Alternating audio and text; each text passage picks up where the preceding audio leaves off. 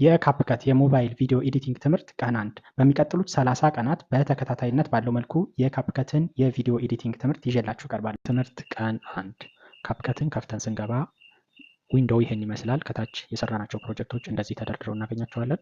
ከላይ ደግሞ ኒው ፕሮጀክት የሚል አለ። በመጀመሪያ እዚች የሴቲንጓን ምልክት በመግባት ይችኛዋ ዲፎልት ኢንዲንግ የምትለዋን ኦፍ እናደርጋታለን ማለት ነው። ይሄ ጥቅሙ የሚመሰላችሁ ቪዲዮአችን ላይ መጨረሻ ላይ የካፕከት ሎጎ እንዳይመጣብን ያደርጋል ማለት ነው።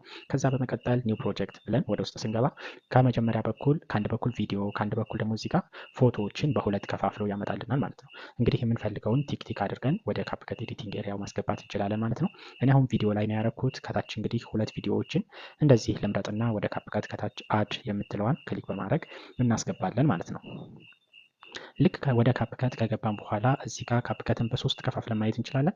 የመጀመሪያው ከላይ ያለው የኔ ፎቶ በትልቁ የሚታይበት ፕሪቪው ዊንዶ ይባላል።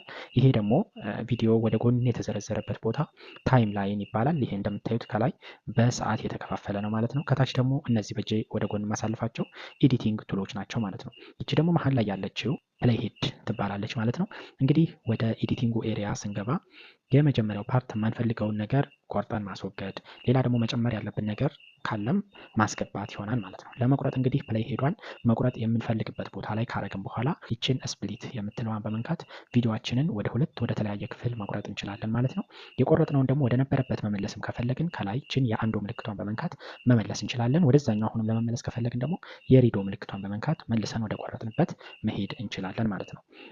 ሌላው እንግዲህ የቆረጥነውን ደግሞ ዲሌት ለማድረግ ከፈለግን እዛው ላይ እንዲህ በመንካት ከታች የዲሌት ምልክት አለች፣ እሷን በመንካት ዲሌት ማድረግ እንችላለን ማለት ነው። ቪዲዮውን በዝርዝር ለማየት አስፍተን ለማየት በሁለት ጣታችን በመያዝ ወደ ጎን እንደዚህ መጎተት እንችላለን ማለት ነው። ካልፈለግን ደግሞ አሁንም በሁለት ጣታችን በመያዝ ሁለቱንም ጣታችንን ወደ መሀል እንደዚህ ስንሰበስበው ቪዲዮውን እንደዚህ ጥብብ አድርጎ ያስቀምጥልናል፣ እንደዚህ ደግሞ ያሰፋልናል ማለት ነው። እንግዲህ በሁለቱ ቪዲዮዎች መካከል በዚህና በዚህ መካከል ትራንዚሽን ማስገባት ከፈለግን ደግሞ ሁለቱ ቪዲዮ የተገናኙበትን ቦታ ይችን ነጯን ነገር ስንነካት ወደ ትራንዚሽን ይወስደናል ማለት ነው። ትራንዚሽን ማለት አንዱ ቪዲዮ ወደ ሌላኛው ቪዲዮ ሲቀየር ምን ይመስላል የሚለውን የሚያሳምር ኢፌክት ነው ማለት ነው። እና ክሊክ ስናደርገው አንዱ ትራንዚሽን የመረጥነው ይገባልናል ማለት ነው። ከዛ ትራንዚሽኑን መርጠን እንደጨረስን ራይት አድርገን እንወጣለን። ቪዲዮአችንን በዚህ መልኩ ኤዲት አድርገን ጨረስን ካለን በኋላ ከላይ ይችን ኤክስፖርት የምትለዋን በመንካት ቪዲዮአችንን ወደ ጋላሪ ሴቭ እናደርጋለን ማለት ነው።